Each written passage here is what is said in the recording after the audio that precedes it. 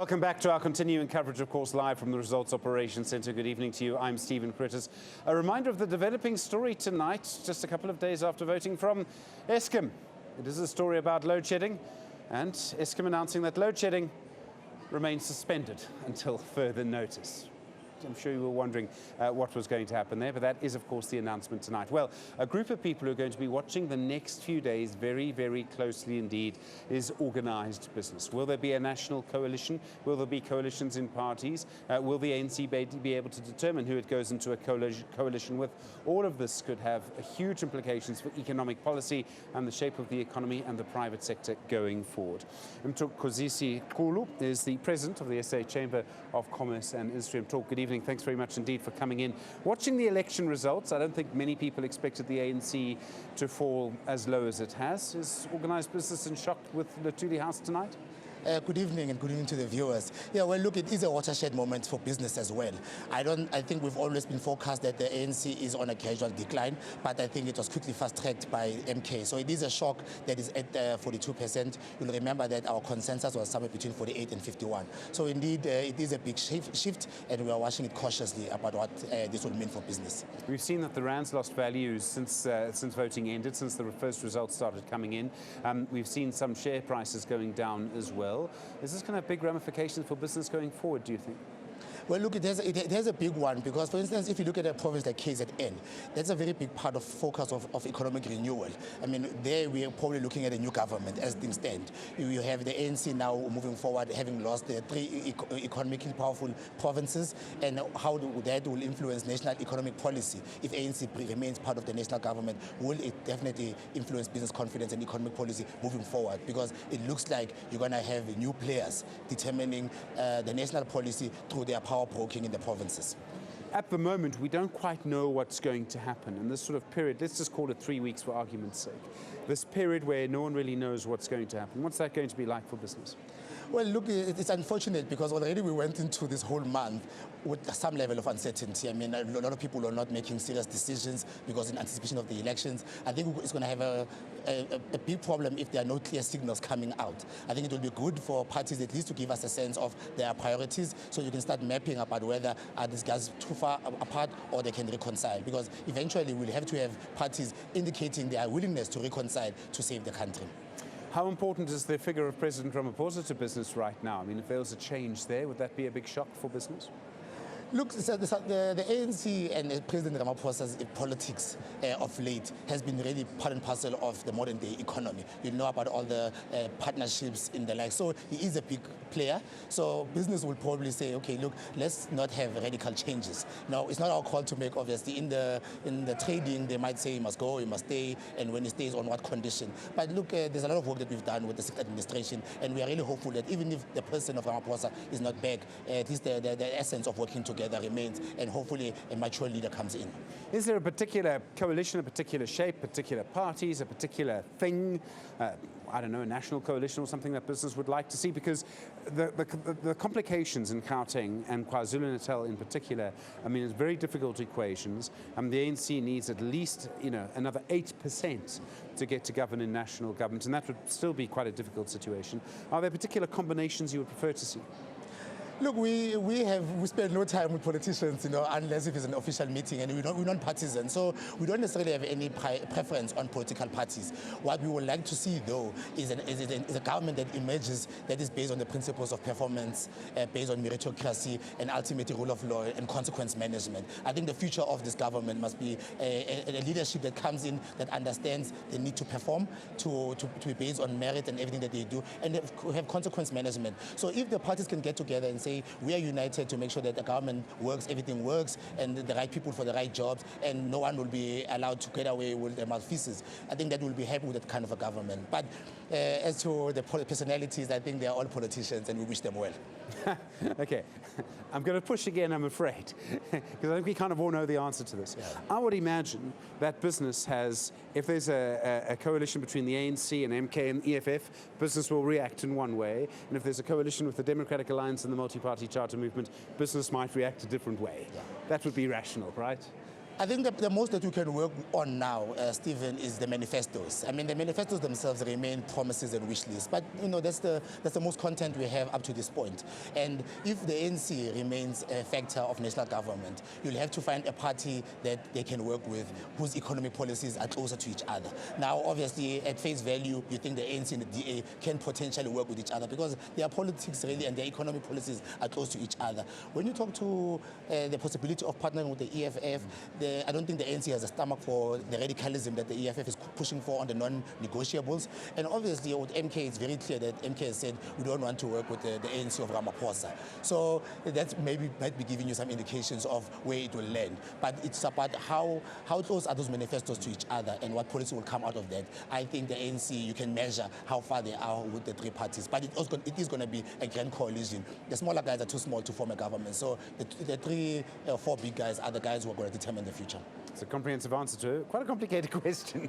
There are other things that have been happening in our country that involve business that are very important. And I would suggest that probably never in the history of South Africa have we seen the private sector having as big a role in the economy as it is now. And we forget how much was nationalized, during apartheid. I mean, iron making was nationalized then.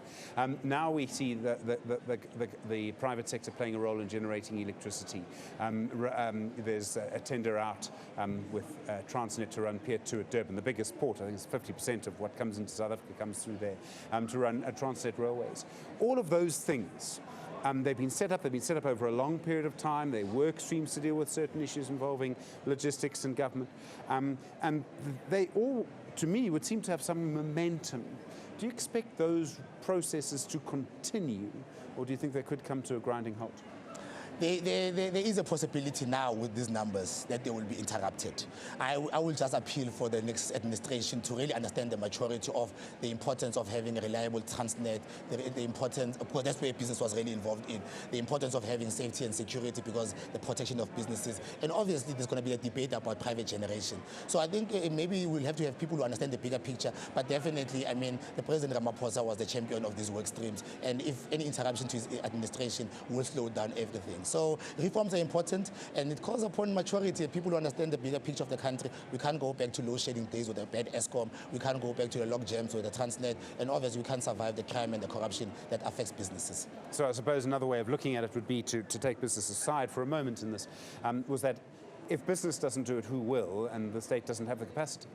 Certainly, and I think that's what we've always been preaching. I know people view us with suspicion, but the good faith, and we've really put our money where our mouth is, we've really done a lot of work to turn around situation. Yes, they may be suspect about the ownership patterns in terms of having private players in the logistics and energy. But all that I say, government will always be able to police that if they are able to manage their policies. So private sector participation is good because you have the resources, but you still have the whip through the policy. So there's no problem of government and business working together. So it must not be seen that Ramaphosa prefers business. I think government must prefer business. Strangely, in our past, and particularly in the lead up to the negotiations that led to the democracy we have now and the result we have now, business actually played quite a key role. At various times, there was a nudge here, a wink there, a meeting in London, a meeting just outside London at one point. And I wouldn't be surprised at all, because business often, business leaders often have relationships with politicians in different ways across the aisle, in different parties. I wouldn't be entirely surprised if somewhere there's a business person nudging things along. Have you heard any whispers in your community? Well, I'll break it down in phases. We are now in what we call the initial phase of the reaction. Yes. Because obviously we want the numbers to come out because the numbers determine the coalitions. But indeed, in the next 2 weeks, we're also going to be doing our own lobbying. We spend a lot of time trying to influence decision makers, and obviously we have relationships with power brokers. So we will try and influence a trajectory that will protect the role of business. We will not want to allow, without putting up a fight, a situation where business is not listened to. So yes, I will confess that there will be a lot of lobbying on the business side equal to the coalition formations. You're being very honest this Friday evening. Yeah. Sketch out for me what happens if a government comes in that pushes radical change. What happens? And business loses confidence? Would that be the risk? Look, if you shock the system, if you really want to change things, you need to be very prepared. Yeah. You need to understand that you're dealing with various stakeholders. So if you want to have a radical shift, come out clearly about the plans and make sure how you, and demonstrate how you protect interests. I think everybody believes in a prosperous and an inclusive economy, but you can't just make a slogan and hope that everyone understands what you're talking about. So if you're not prepared, you'll have to deal with the consequences of loss of confidence, of people pulling back, and obviously the interconnectedness of the global economy. People will start talking to each other, and it may have a dire effect on the local economy. There's a lot of businesses, obviously, there's still domestic businesses that require continuity of some of the policies and the programs of government. So if you come in as a newly elected leadership and you think you can overhaul officials and hard-working men and women in government, you'll have to deal with the consequences. But if you come in and say changes is for good, it's well prepared, this is how we're going to take stakeholders together, I think South Africans will listen, and definitely business will listen to a rational and a feasible plan if it includes change. Because we do need a change, we need a better economy. So we don't say status quo must remain, change for the good, but change with feasibility and sustainability. We're in a period now where a window is going to open that allows the possibility of things that have never happened before. We've seen this happen from time to time, but in this particular period, for the next 3 weeks, that window will be open. And it seems to me that this may be an opportunity for business to get involved and negotiate some of the rules of the game. You'd have to make some concessions. Do you think there's maybe the promise of something here that we haven't really seen before? Well, look, obviously, when you look at the numbers, you may spell a crisis, and the old saying that they never allow a crisis to go to waste. So we will definitely be taking our chances, looking at the opportunities. New players also sometimes give a new perspective, and maybe they listen to us better because they probably want to give us a chance. So we will push the envelope greater. We've always believed in the private sector-led economy, and every administration gives us an opportunity to influence. So we are hoping that the newcomers will respect us and give us a chance to influence them. What could a new government do that would give business confidence? And obviously there'll be face-to-face meetings and things like that, but what would be the first step to give, whatever happens, there's going to be big change. What would give business confidence? What would be the good first step to that? I think the first pronouncement from whoever's ever elected and inaugurated must come to us and say, look, we are going to set a performance standard that we're going to hold each other publicly accountable on. Performance-based government moving forward is the way of the world. Obviously, you can't just keep people out, but you need to demonstrate a part of meritocracy. In the next 6 months, a year, 3 years, what are we going to do to get the right people in the jobs? That will be held according to those performance standards. And eventually, in between, if people don't perform, there must be consequence management and obviously the upholding of rule of law and protecting the laws that we have. So if you can start talking about those 3 things, irrespective of the personality, government will know, and or business will rather be confident that indeed the new administration is a means business. But otherwise, if you don't commit on performance, meritocracy, and consequence management, you're going to struggle to maintain our confidence. Mtho Xulu, thanks very much indeed. Do appreciate it. He is, of course, the chairman of the South African National Chamber of Commerce and the South African Chamber of Commerce and Industry. I got that right in the end, didn't I? So, yeah, very interesting to see businesses' view on this. I'm sure there'll be trade unions who will be talking about how they're feeling at some point as well. Haven't seen any of them at the Results Operations Centre. I'm sure we will as the next few days go by. More updates for you, more numbers for you, and more thoughts about the future of South Africa. Stay with us here on Newzroom Afrika, channel 405.